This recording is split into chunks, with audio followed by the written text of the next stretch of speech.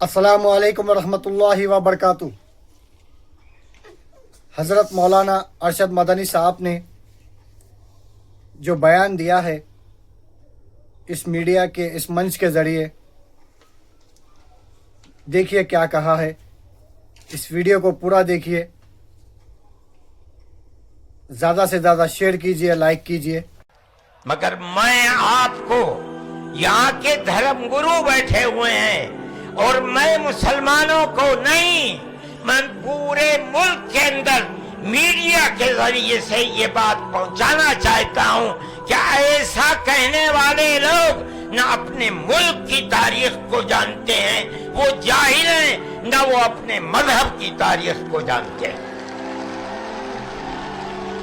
میں جو بات کہہ رہا ہوں وہ کہہ رہا ہوں اور صحیح کہہ رہا ہوں۔ میں نے اس مسئلے پر غور کیا ہے۔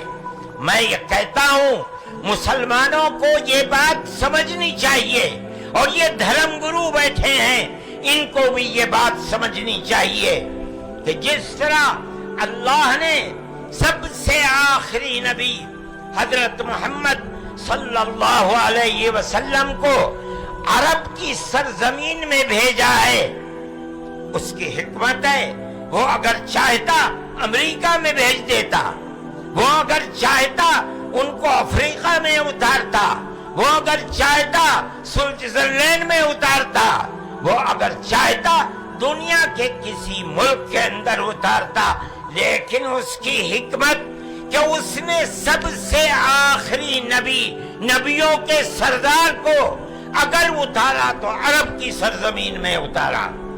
بالکل اسی طرح مسلمان اور ساری دنیا سمجھے کہ بالکل اسی طرح نبی اول الزمان کو، حضرت آدم کو جو نبی تھے، سب سے پہلے ان کو بھارت کی دھرتی کے اندر اتارا۔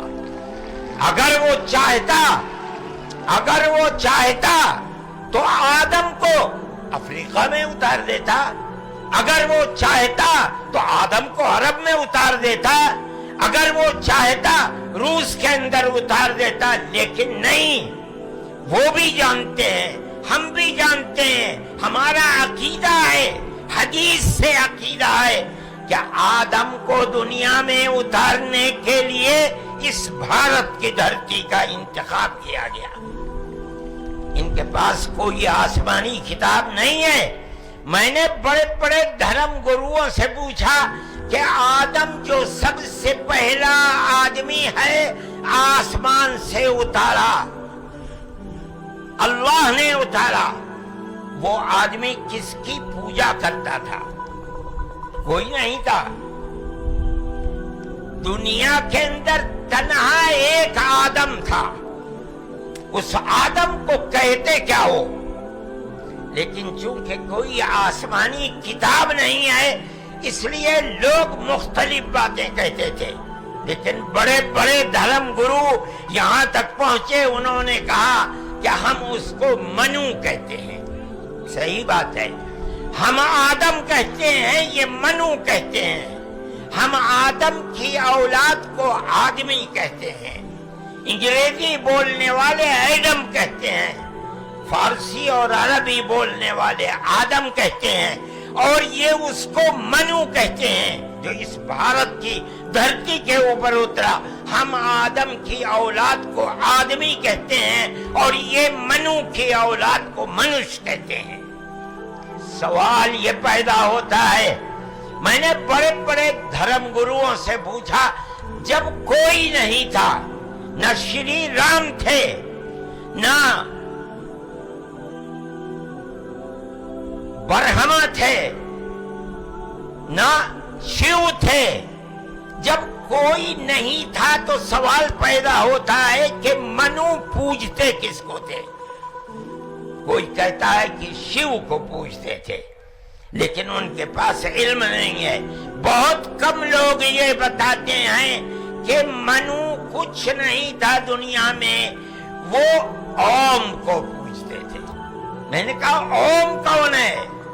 بہت سے لوگوں نے کہا کہ وہ ایک ہوا ہے جن کا کوئی روپ نہیں ہے، کوئی رنگ نہیں ہے، وہ دنیا میں ہر جگہ ہیں، ہوا ہر جگہ ہے، انہوں نے آسمان بنایا، انہوں نے زمین. میں نے کہا کہ ارے بابا انہی کو تو ہم اللہ کہتے ہیں، انہی کو تو تم ایشور کہتے ہو، اسی کو تو ہم اللہ کہتے ہیں.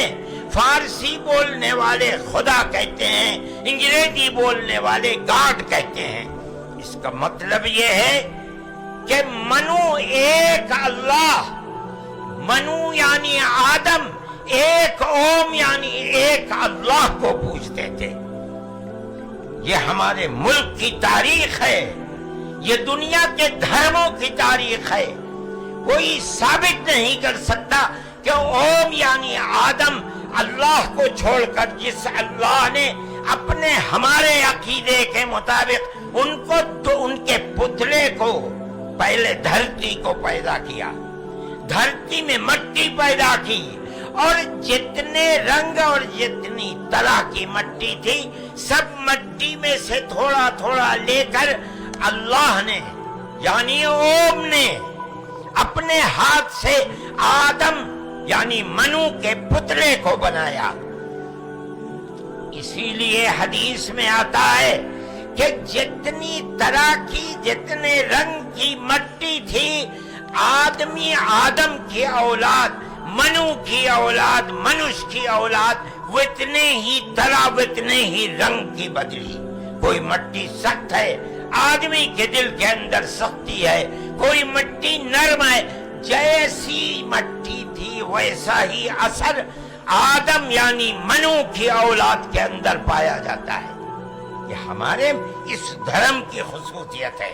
اس کا مطلب ہے کہ سب سے پہلے لا الہ الا اللہ کی آواز ہندوستان کی دھرتی پر اتری ہے، یہاں سے پیدا ہوئی ہے. سب سے پہلے منو نے اوم کی عبادت کی ہے. اوم ایک ہے، اللہ ہے، ایک ہے، اس کا کوئی شریک نہیں ہے. پھر یہ چیز چلتی رہی. یہ آدم اور اوم کا یہی عقیدہ تھا، ان سے غلطی ہو گئی. ہمارا قرآن کہتا ہے وہ پریشان تھے کہ میں اپنے اللہ سے یعنی اوم سے، منو سے جو غلطی ہوئی ہے اپنے اوم اور اپنے اللہ سے معاف کیسے کراؤں. قرآن کہتا ہے اللہ نے ان کے دل کے اندر ڈالا، فَتَلَقَّى آدَمُ مِن رَبِّهِ كَلِمَاتٍ فَتَابَ عَلَيْهِ. وہ بات کیا تھی؟ قرآن کہتا ہے رَبَّنَا ظَلَمْنَا أَنفُسَنَا وَإِن لَّمْ تَغْفِرْ لَنَا وَتَرْحَمْنَا لَنَكُونَنَّ مِنَ الْخَاسِرِينَ. اے میرے اور میری پتنی ہموتی کے مالک پالنہار، ہم سے غلطی ہو گئی، ہم نے اپنے اوپر ظلم کر لیا. اے اوم، اے اللہ، اگر تو نے معاف نہیں کیا تو ہم بڑے ٹوٹے میں رہ جائیں گے. اس کا مطلب ہے کہ وہ ایک اوم ایک اللہ کی عبادت کرتے تھے. یہ اس دھرتی کی تاریخ ہے. نہ اس وقت شیو تھے، نہ رام تھے، نہ برہما تھے، کوئی نہیں تھا. تنہا آدم اور منو تھے. وہ جانتے تھے کہ ان کا پالنہار کون ہے، وہ ان کی عبادت کرتے تھے.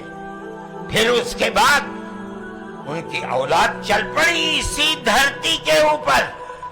انہوں نے چراغ ایک اوم یعنی ایک اللہ کی عبادت کا اس بھارت کی دھرتی پر دنیا میں سب سے پہلے چلایا تھا. کچھ دنوں کے بعد وہ چلے گئے دنیا سے، اپنی اولاد کو یہ سبق دے کر گئے. ان کی اولاد جانتی تھی کہ پالنہار کون ہے. قرآن کے اندر دو بھائیوں کا ذکر آتا ہے، آدم کی اولاد. ایک دوسرے میں لڑائی ہو گئی. ایک نے کہا لا قتلنک، میں تجھے جان سے مار کر ہی دم لوں گا.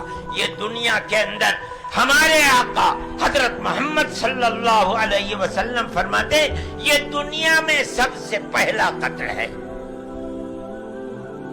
دوسرے بھائی نے کیا کہا لئن بسطت الی یدک لتقتلنی ما انا بباسط یدی الیک لاقتلک.